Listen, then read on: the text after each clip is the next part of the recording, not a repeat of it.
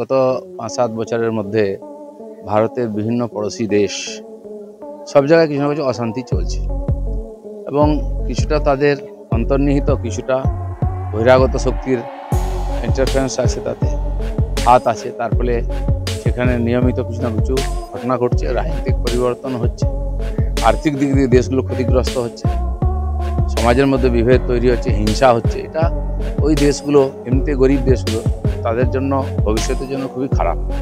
কিন্তু এই ব্যাপারে আমরা কিছু বলতে পারি না, করতে পারি না। তাদের অন্তর্নিহিত একটা স্বতন্ত্র দেশ, সেখানকার জনতাই এই ব্যাপারে ডিসিশন নেবেন কী হওয়া উচিত। হয় অনেক সময়, বিশ্বের অনেক দেশে হয়েছে, এখন এশিয়ার এইসব ছোটো ছোটো দেশগুলোতে হচ্ছে, যেটা আমাদের পক্ষেও চিন্তার বিষয়। উত্তেজনা বর্ডারে হচ্ছে, বাংলাদেশ থেকে লোক ঢুকে যাচ্ছে, নেপাল থেকে লোক ঢুকে যাবে, ওখানে অশান্তি হলে আমাদের অসুবিধা হবে। ওইসব দেশগুলোর সঙ্গে আমাদের ব্যবসায়িক সম্পর্ক ভালো আছে, ব্যবসায়িক দিক দিয়েও ভারতের ক্ষতি হবে। তবে আমার মনে হয় বহু দেশকে মাননীয় প্রধানমন্ত্রী নরেন্দ্র মোদীর সহযোগিতায় সেখানে সমস্যার সমাধান হয়েছে, বিশ্ব হচ্ছে, এখানেও ভারতের সহযোগিতা থাকবে, আমরা তাদের সঙ্গে আছি। আর শান্তি আসবে ওই দেশগুলোতে, আবার তারা এগোবে।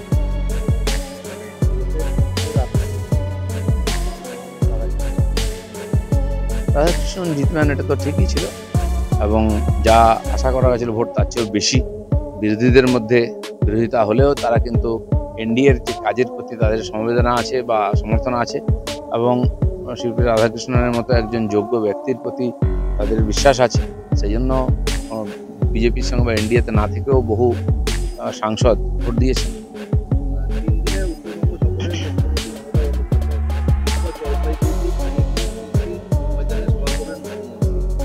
এখন একটাই যোদ্ধা উনি, বাকিরা তো নিজের নিজের ভবিষ্যৎ নিয়ে চিন্তিত টিএমসিতে, তাই উনি সবই সামলাচ্ছেন। এখন দেখলেন প্রশাসন নিয়ে কিছু করা যাবে না, যা ঘটনা ঘটছে। এখন যাই হোক করে পুরনো লোকেদের ধরে ইলেকশন জেতার জন্য চেষ্টা করছেন, তাই তিনি পুরোপুরি পরিশ্রম করছেন আর কি, তার পার্টিকে বাঁচাবার জন্য। চলো।